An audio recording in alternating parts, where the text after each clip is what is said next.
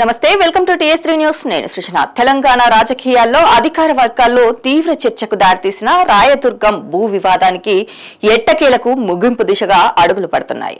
రాష్ట్ర ప్రభుత్వం state bank of India మధ్య నెలలుగా కొనసాగుతున్న భూముల వివాదం ఇప్పుడు సద్దుమణిగినట్లు తెలుస్తోంది. హైకోర్టులో కొనసాగుతున్న కేసును ఎస్బీఐ ఉపసంహరించుకునేందుకు సిద్ధమైనట్లు సమాచారం. దీనికి ప్రతీక రాయదుర్గంలోని వివాదాస్పద భూమికి బదులుగా మరో ప్రాంతంలో ప్రత్యామ్నాయ భూమిని కేటాయించేందుకు ప్రభుత్వం అంగీకరించినట్లు తెలుస్తోంది. మరోవైపు ప్రభుత్వ నిధులు, ఫిక్స్డ్ డిపాజిట్లు, లావాదేవీలు ఎస్బీఐలోనే కొనసాగించే నిర్ణయం కూడా ఈ ఒప్పందంలో కీలక అంశంగా మారిందనే చర్చ జరుగుతోంది. హైదరాబాద్ లో అత్యంత విలువైన ప్రాంతాల్లో ఒకటైన రాయదుర్గం భూముల విషయంలో తెలంగాణ ప్రభుత్వం ఎస్బీఐ మధ్య గత కొంతకాలంగా వివాదం కొనసాగుతోంది. ఈ భూములపై తమకు హక్కులు ఉన్నాయని ఎస్బీఐ వాదిస్తూ హైకోర్టును ఆశ్రయించింది.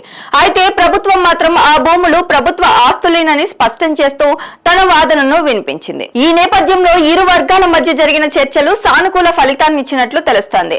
రాయదుర్గం భూములపై హక్కుల కోసం కొనసాగిస్తున్న న్యాయ పోరాటాన్ని ఎస్బీఐ ఉపసంహరించుకోవాలని నిర్ణయించుకున్నట్లు తెలుస్తోంది. దానికి ప్రతిగా వివాదాస్పద స్థలానికి బదులుగా మరో ప్రాంతంలో సమాన విలువ కలిగిన భూమిని ప్రభుత్వం కేటాయించేందుకు అంగీకరించినట్లు తెలుస్తోంది. అంతేకాకుండా రాష్ట్ర ప్రభుత్వ శాఖలు, సంస్థలు నిర్వహిస్తున్న ఫిక్స్డ్ డిపాజిట్లు, ఇతర బ్యాంకింగ్ లావాదేవీలు ఎస్బీఐలోనే కొనసాగించే అంశంపై కూడా ప్రభుత్వం హామీ ఇచ్చినట్లు రాజకీయ, ఆర్థిక వర్గాల్లో చర్చ జరుగుతోంది. అయితే ఈ వ్యవహారంపై అధికారిక ప్రకటన రావాల్సి ఉంది. కానీ ప్రభుత్వంతో నేరుగా పోరాటానికి దిగిన ఎస్బీఐ చివరకు వెనక్కి తగ్గిందా లేక పరస్పర అవగాహనతో వివాదానికి ముగింపు పలికారా అన్న ప్రశ్నలు ఇప్పుడు రాజకీయంగా ఆసక్తికరంగా మారాయి.